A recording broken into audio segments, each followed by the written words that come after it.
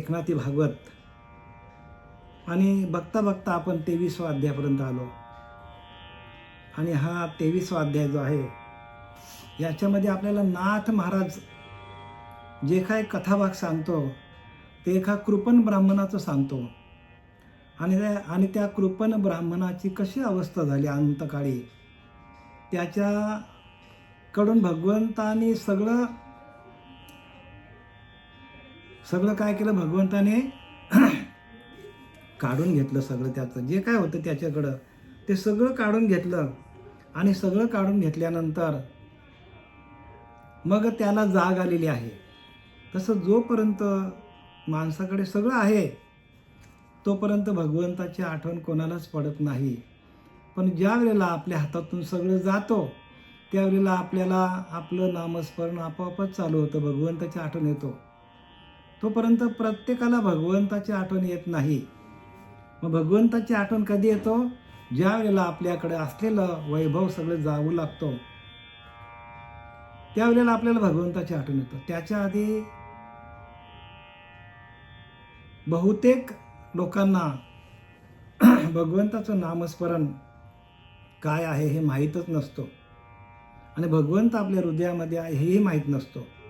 ज्या वेळेला आपल्या अडचणी येतात, आपल्या वेदना वाढतात अंतःकरणामध्ये, अंतःकरणच आपलं बोलायला लागतो. अंतःकरणामध्ये असलेला भगवंतच बोलायला लागतो. अंतःकरणामध्ये असलेला ब्रह्मच आपल्याला सांगायला लागतो, अरे बाबा तू माझं नाव घे, काय माझं नामस्मरण कर, मी आत्मा परिपूर्ण, मजविन तारिता कोण, मज वाचून अनेकांचे स्मरण न करी पार्था. बघा भगवंत सांगतो अर्जुनाला, मी आत्मा परिपूर्ण, मजविन तारिता कोण, माझ्याशिवाय तुला कोण तारणार आहे. मज वाचून अनेकांचे स्मरण न करी पार्था. अरे अर्जुना, माझ्याशिवाय, मी तुझ्या आतमध्ये आहे आणि आतमध्ये असलेला तो परमतत्व, त्या परमतत्वाचं भजन कर. मजविन तारिता कोण, मज वाचून अनेकांचे स्मरण न करी पार्था. माझ्याशिवाय दुसरं कोणाचं स्मरण करू नको. पण आपण सोमवारी वेगळा देव, मंगळवारी देव वेगळा, आणि बुधवारी पांडुरंग आणि गुरुवारी दत्त महाराज. दत्ता तुझा कुठं आहे पत्ता कोणालाच कळत नाही हो. म्हणून त्रिगुणात्मक त्रयमूर्ती दत्त हा जाण, ह्या दत्ताला कोणी ओळखत नाही. तो हा विठ्ठल बरवा, त्याला जाणतात हो पंढरीच्या पांडुरंगाला, पण ह्याला कोणी जाणत नाही. आणि ह्याला जाणण्यासाठी हाच आपल्याला काय करतो, ह्याचीच आपल्यावर कृपा होतो. आणि आपल्या हातचं सगळं गेल्यावर, जोपर्यंत आपण हातचं पकडत नाही, म्हणजे हातचं म्हणजे काय, युगानुयुगीचं हो, युगानुयुगीचा परमात्मा प्रत्येकाच्या हृदयामध्ये तो आहेच. तो जरी आपण अनेक योनीमध्ये आपण होतो, कोणी कुत्र्याच्या, कोणी मांजराच्या, कोणी घोड्याच्या, कोणी हत्तीच्या, कोणी जे आपण अनेक जन्मामध्ये आपण ज्या पशुच्या, पक्ष्याच्या, झाडाच्या, झुडपाच्या, ज्या आपण जातीमध्ये होतो, देहामध्ये होतो, ज्या देहामध्ये आपण होतो त्या देहामध्ये तोच भगवंत होता. आणि त्याच भगवंताला आपण विसरलोय. आणि त्या भगवंताचं भजन कोणी करत नाही. म्हणून मी काय म्हटलं आता, की मज वाचून पार्था अनेकांचे स्मरण न करी पार्था. माझ्याशिवाय दुसरं कोणाचं स्मरण करू नको, कारण मी युगानुयुग तुझ्याच हृदयामध्ये आहे. प्रत्येकाच्या हृदयामध्ये एकच परमात्मा, युगानुयुगी एकलाचे एक चालवितो. तिन्ही लोकांना तो एकच परमात्मा चालवतो. पण त्या एकाचीच आपण ओळख घेत नाही, एकाच आपण भजन करत नाही. आपण सगळीकडे काय करतो, भटकत फिरतो. आपण ना ऐकती भटकीचे, गधडीचे, असं प्रत्येक संतांनी असे वाईट शब्द वापरलेले आहेत. आणि एका हृदयस्थ असलेल्या परमात्म्याचं भजन करणं म्हणजे भक्ती, हे लक्षात घ्या. आणि त्यासाठी सगळी शास्त्र लिहिलेली आहेत. आणि तो भगवंत मग काय करतो, आपल्यावर अनेक संकट आणतो आणि अनेक संकट आणल्यानंतर अनेक संकट आणवणारा पण तोच भगवंतच आहे. मग त्याचं अगोदरच आपण भजन केलं तर आपण वैभव संपन्न होऊ शकत नाही का? प्रत्येक माणूस वैभव संपन्नच आहे. तो परब्रह्मच ब्रह्मच आहे हो.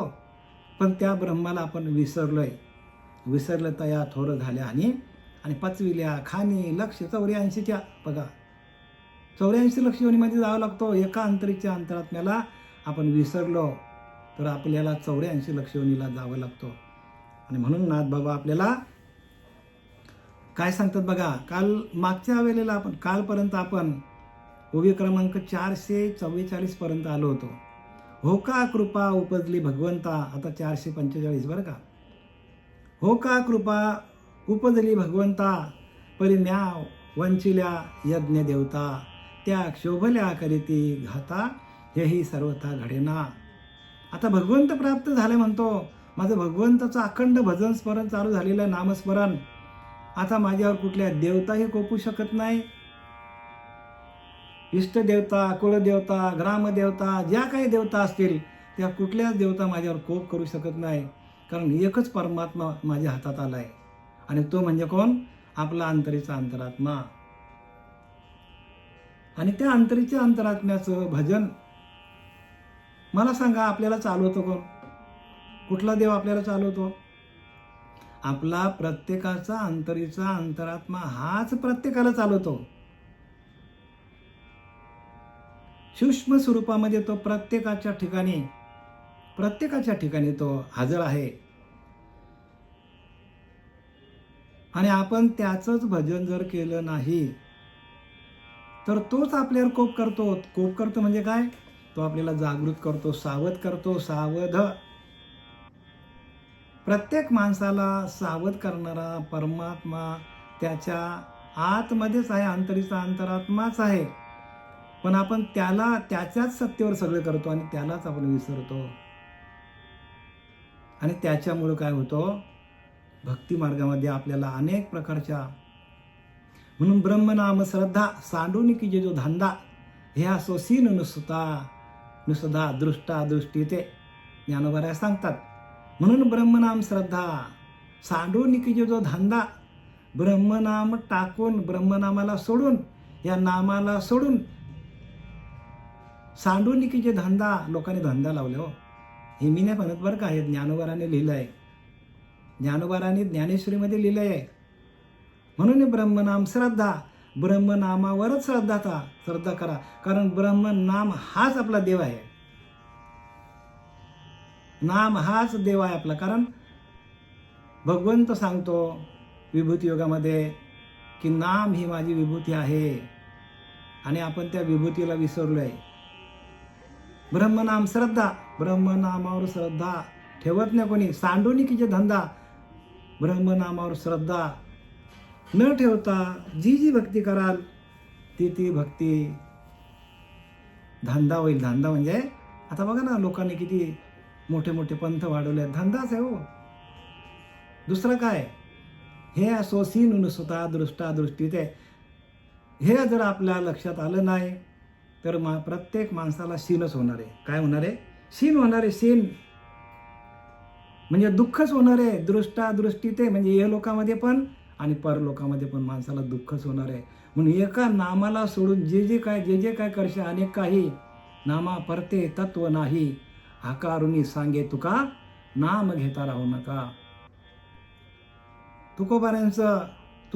तुकोबाराया ज्या भूमीवर पाय ठेवायचे ती भूमी त्याचं प्रत्येक पाऊल पडलेला पाऊल त्याचा विठ्ठल विठ्ठल म्हणायचा.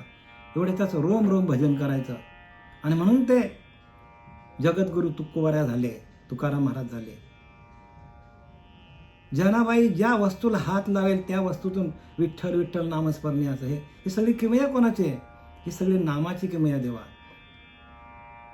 5 पांडवांनी पांडव अखंड वनवासी परी देवाशी चिंती देव, अखंड देवाचं भजन चालू होतं.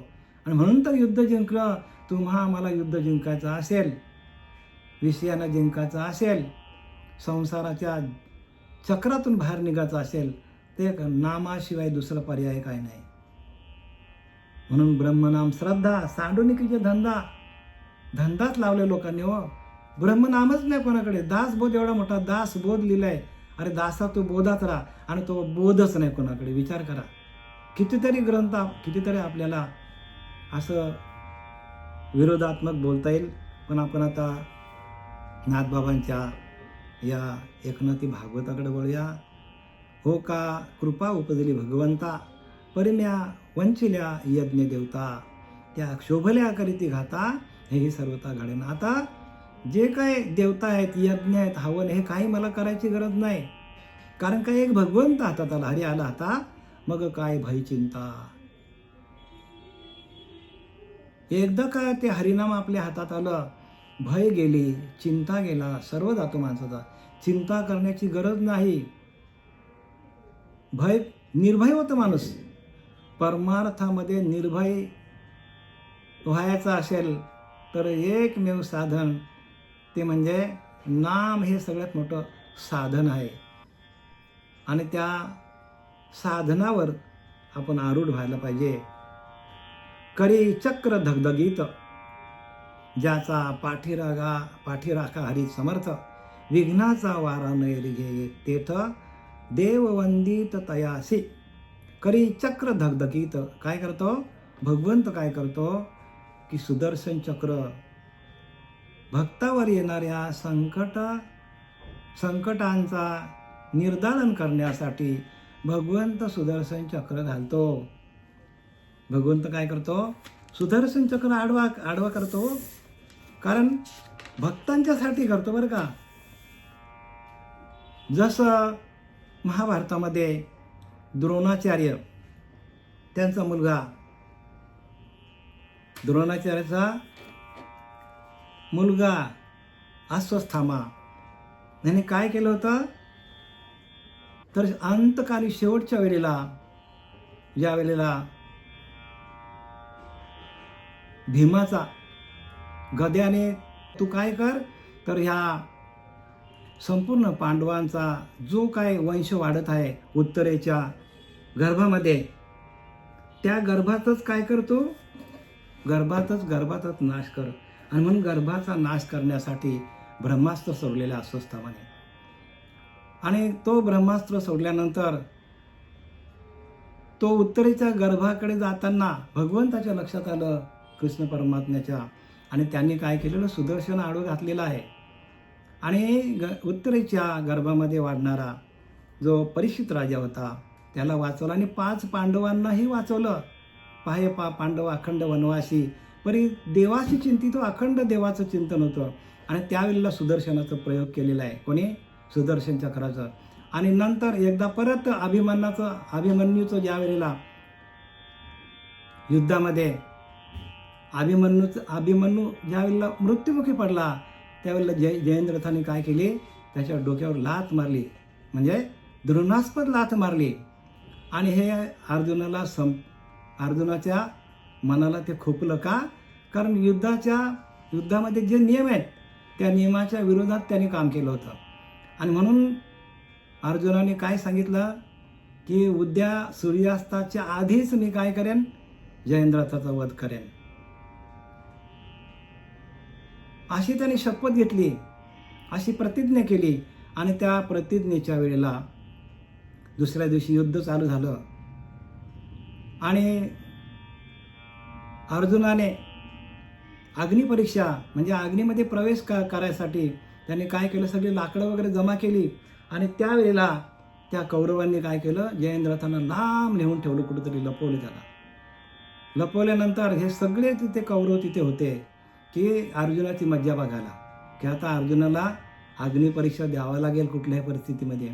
अशा वेळेला भगवंताने काय केलं की सूर्यास्ताच्या आधी, मग भगवंताने काय केलं, सुदर्शन चक्र सूर्यास्ताच्या आधी काय केलं, सूर्याच्या मार्गामध्ये भगवंताने सुदर्शन चक्र उभं केलं. आणि लवकरच अंधार पाडला. आणि अंधार पाडल्यानंतर आता त्यांना आता असं वाटलं की आता अर्जुनाला काय करावं लागेल, अग्निपरीक्षा, म्हणजे अग्नीमध्ये प्रवेश करावा लागेल.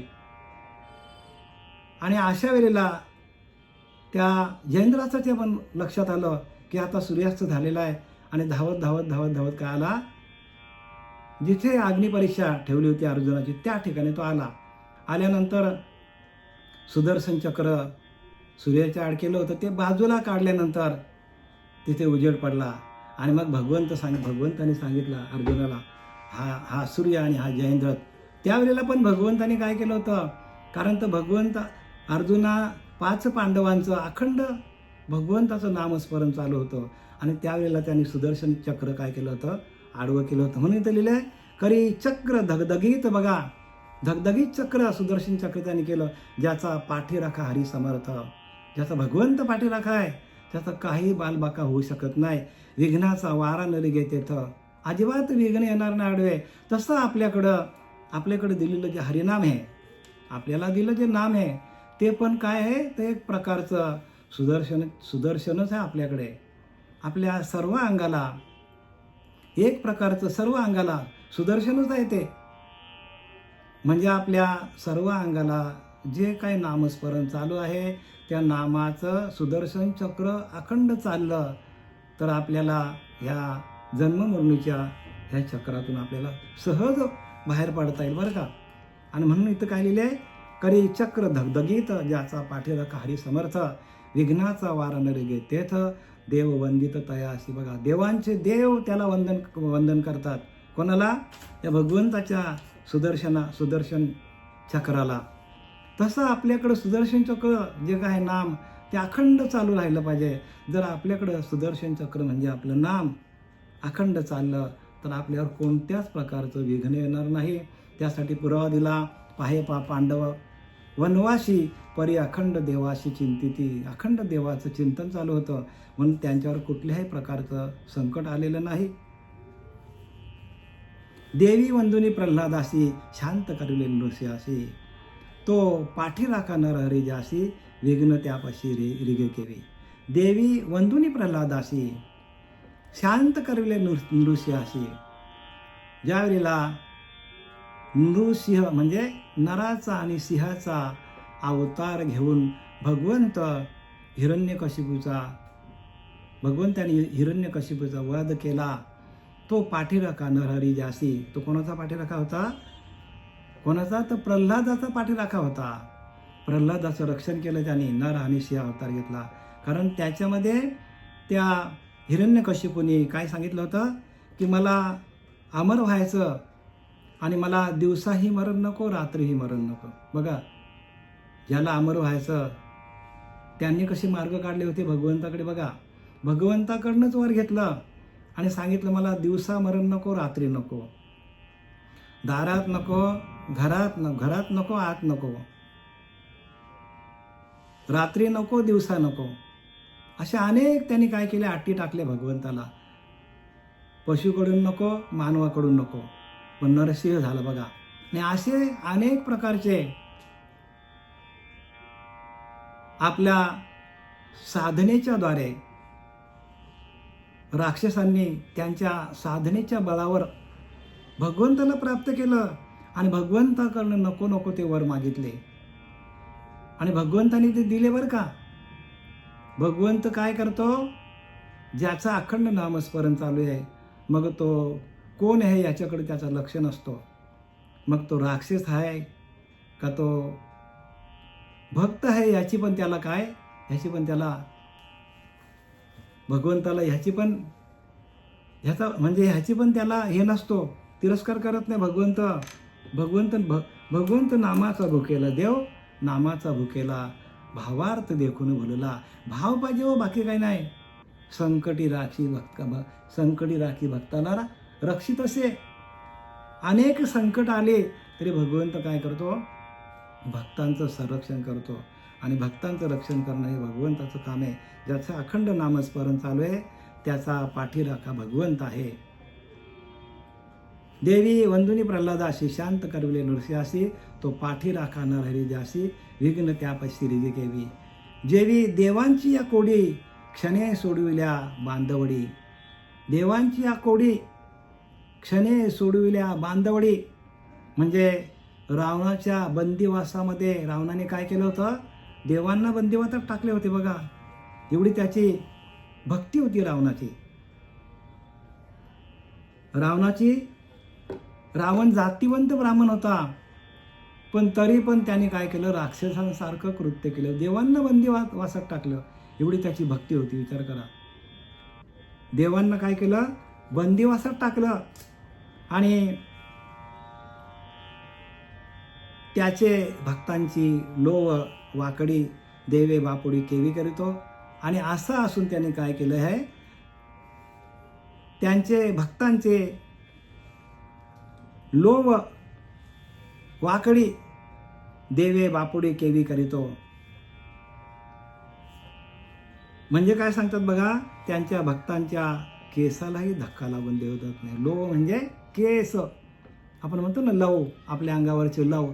देव त्याच्या केसालाही धक्का लागून देत नाही.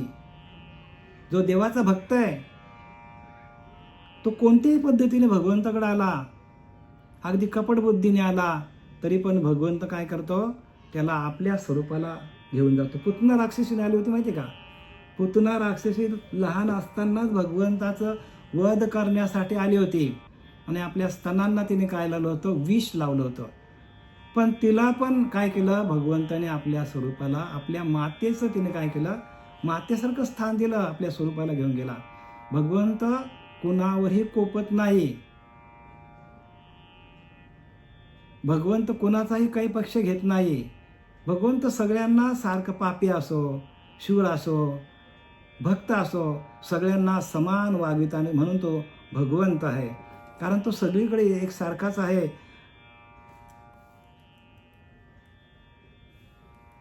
देवे बापुडी केवी करीती.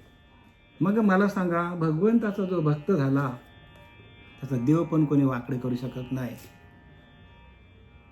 भगवंत ज्याच्यावर कृपा करतो त्याचा बालही कोणी वाका करू शकत नाही.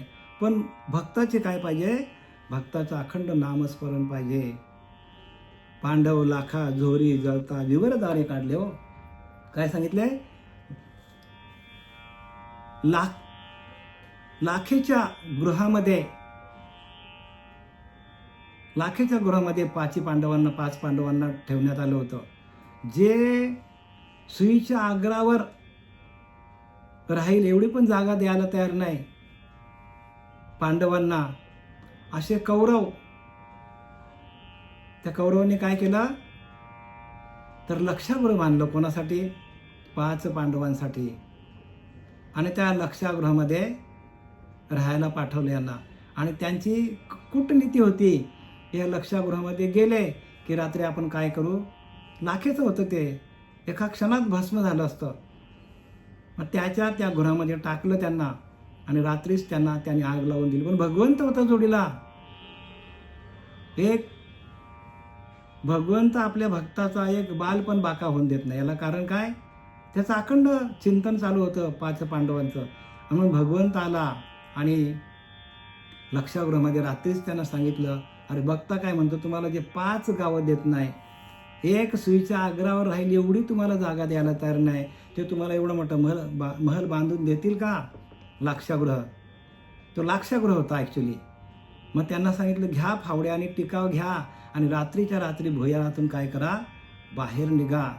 आणि मग त्यांनी काय केलं, फावडे घेतले, टिकाव घेतले, कुदल घेतले, का असेल ते पहार घेतले, जे शस्त्रास्त्र होते त्याने घेतले आणि खोदून काय केले, त्या लक्षागृहातून बाहेर निघाले. आणि रात्री बाहेर निघालून वाट बघून बसले. तर तो लक्षागृह त्यांनी रात्री काय केलं, अग्नी लावला त्याला. आणि त्या लक्षागृहातून पांडव काय केले, बाहेर निघाले. पांडव वनवासी, परंतु अखंड भगवंताशी, देवाशी चिंतित. हो, देवाला चिंता असतो भक्तांची.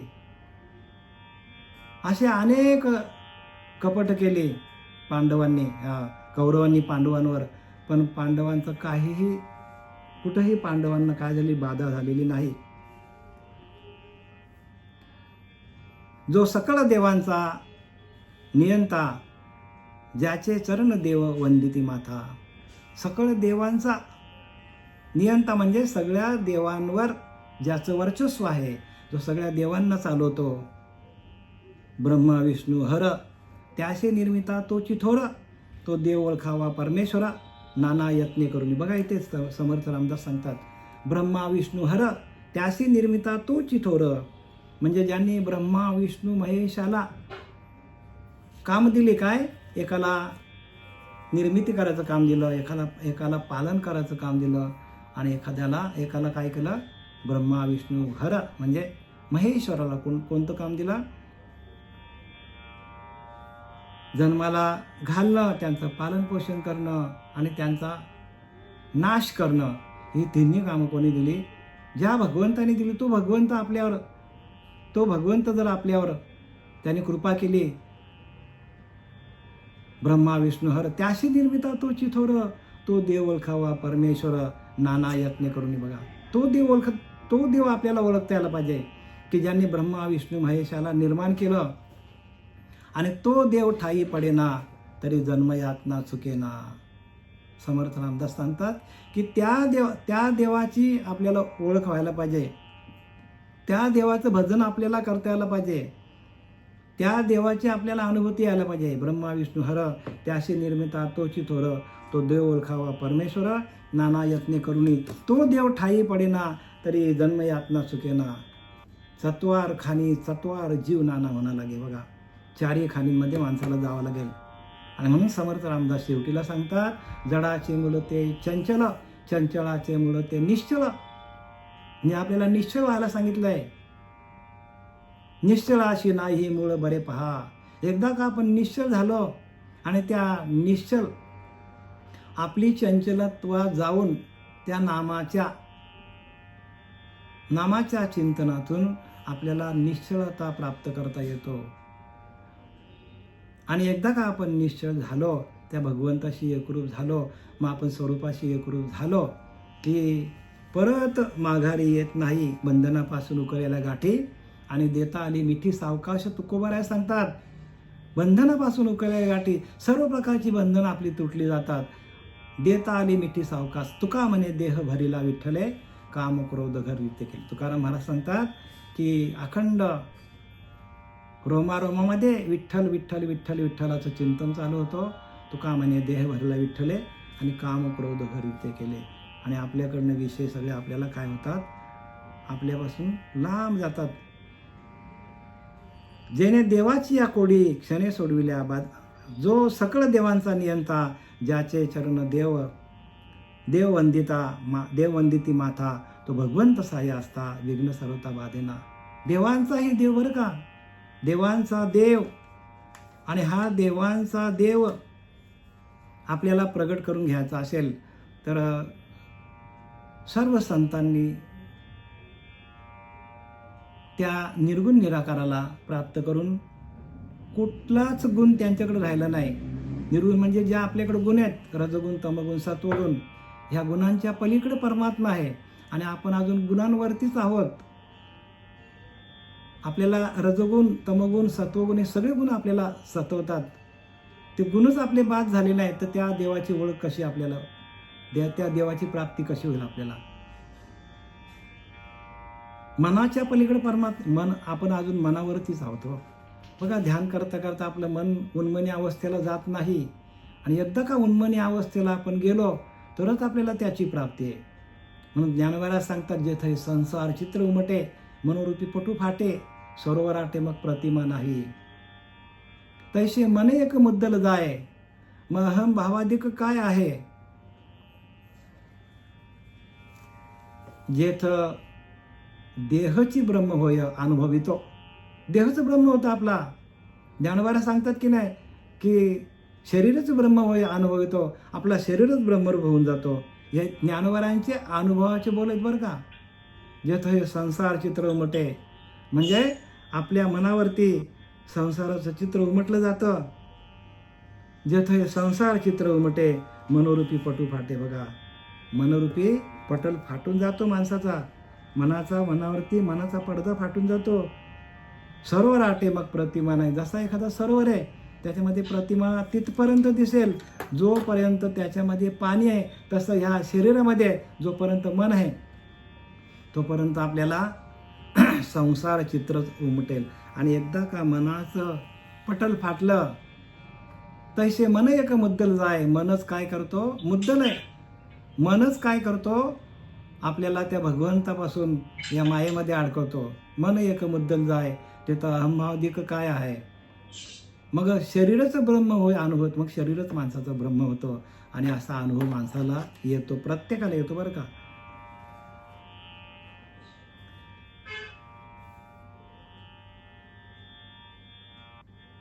जो सकळ देवांचा नियंता, ज्याचे चरण देव वंदिता माता, देव पण त्याचे चरण वंदन करतात. तो भगवंत साह्य असता आणि विघ्न सर्वथा बाधिना. तो भगवंत आपल्याला साह्य झाला की कुठलेच विघ्न माणसाला त्रास देणार नाही. असं कोण सांगितलंय? असं तो कृपण ब्राह्मण सांगतो. ज्याचे निबळे वाढले देव, ज्याचे निबळे वाढले देव, देव जयाचे अवयव, तो हरी तुस्तला स्वयमेव, तेथ विघ्न संभव कोणाचा. बघा, ज्याचे बळे वाढले देव आणि देव जयाचे अवयव. बघा, प्रत्येक त्या निर्गुण निराकाराचा, प्रत्येक देव हा त्या निर्गुण निराकाराचा अवयव आहे असं इथे सांगतात. नाथबाबांनी कसं वर्णन केलं बघा ना. काय सांगतात नाथबाबा, काय सांगतात बघा. ज्याचे निबळे वाढले देव, म्हणजे देवांना ज्यांनी निर्माण केलं, देव जयांचे अवयव, तो निर्गुण निराकाराचे देव अवयव सांगतात. तो हरी तुष्टला स्वयमेव, तो स्वतः हरी. म्हणजे बघा कुठपर्यंत मजल गेली कोणाची, या कृपण ब्राह्मणाची. ज्यांना आपण देव समजतो तो देवांच्याही पलीकडे गेलेला आहे. देखिला माय देवांचा देव, फिटला संदेह निमाले दुजेपण. बघा, इथपर्यंत अवस्था या कृपण ब्राह्मणाची गेलेली आहे. देखिला माय देवांचा देव, फिटला संदेह निमाले दुजेपण. ही अशी अवस्था आहे. आणि ह्या अवस्थेला जाण्यासाठी भगवंताने काय केलेलं आहे? भगवंताने जे सगळ्या ओव्या ज्या आहेत त्या कृपण ब्राह्मणाच्या आपल्या शब्दात नाथबाबांनी आपल्यासमोर मांडलेल्या आहेत. ज्याचे निबळे वाढले देव, देव जयाचे अवयव, तो हरितुष्टला स्वयंमेव, तेथं विघ्न संभव कोणाचा. स्वतः हा भगवंत प्रगट झाला. स्वयंमेव म्हणजे स्वतः देव प्रगट झाला त्या कृपण ब्राह्मणासमोर, उज्जैनी नगरीच्या ब्राह्मणासमोर तो स्वतः देव प्रगट झालेला आहे. एवढी त्याची श्रद्धा देव वाढली का?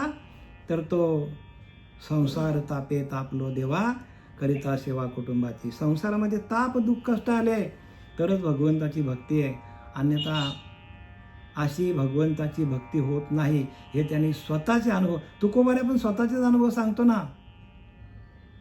संसार तापे तापलो देवा, करिता सेवा कुटुंबाची, म्हणून तुझे आठवले पाय. झाला हा संसार वमन, झाला हा वमन संसार. बघा, प्रत्येक संतांनी त्यांचे अनुभव मांडलेले आहेत. संसारामध्ये जोपर्यंत ताप दुःख कष्ट नाही तोपर्यंत भगवंताची भेट अजिबात होणार नाही, कोणालाच होणार नाही. आणि म्हणून आपल्याला जो संसार दिलेला आहे, संसार दुःख मुळा लागती दुःखाचे इंगळ. बघा, विश्रांती नाही कोठे काही, रात्रंदिवस तळमळ. रात्रंदिवस माणूस तळमळ करतो, पण ही तळमळ घालवण्यासाठी आपल्याकडे उपाय आहे भगवत भक्ती. जरी ठाकेना विरक्ती तर यथानुशक्ती भगवत भजन केले पाहिजे. आपल्या शक्तीनुसार भावे पूजावा ईश्वर, परंतु पूजू न हे विचार कोठेच नाही. भगवंताची पूजा करा, साधना करा. साधनरूपी भक्तीच्या युक्ती, सप्रेम उपजे माझी भक्ती. भक्तीच्या युक्ती आहेत, युक्तीनं आपल्याला जावं लागेल. युक्तीनं भगवंताची प्राप्ती आहे. संसारामध्ये आपण अनेक प्रकारच्या युक्ती वापरतो आणि आपण परमार्थामध्ये युक्ती का वापरू नये? कोणी भजन करा, कोणी ग्रंथांचं वाचन करा, ग्रंथामध्ये आलेल्या ओव्या पाठ करा, त्या पाठावरती मनन करा, ओव्यांवरती मनन करा. मननातून काय होतो? आपल्या अंतःकरणामध्ये तो भाव तयार होतो. आणि आपल्या अंतःकरणाचा भाव संतांच्या सारखा, संतांनी लिहिलेल्या ओव्या आहेत त्या ओव्यांमध्ये तो भाव त्याने ओतलेला आहे. आणि ती ओवी आपल्या अंतःकरणामध्ये आली तर आपल्याकडून पण तसाच भाव बाहेर पडतो आणि आपणच संत होऊन जातो. प्रत्येक मनुष्य हा काय आहे? प्रत्येक मनुष्य हा ईश्वरच आहे. पण आपण असलेले त्या ईश्वर स्वरूपाला आपण विसरलोय. आपण आपल्या स्वरूपाला विसरलोय. म्हणून आपल्याला काय खचके खावं लागतात. संसारामध्ये दुःख ताप कष्ट येतात आपल्याला.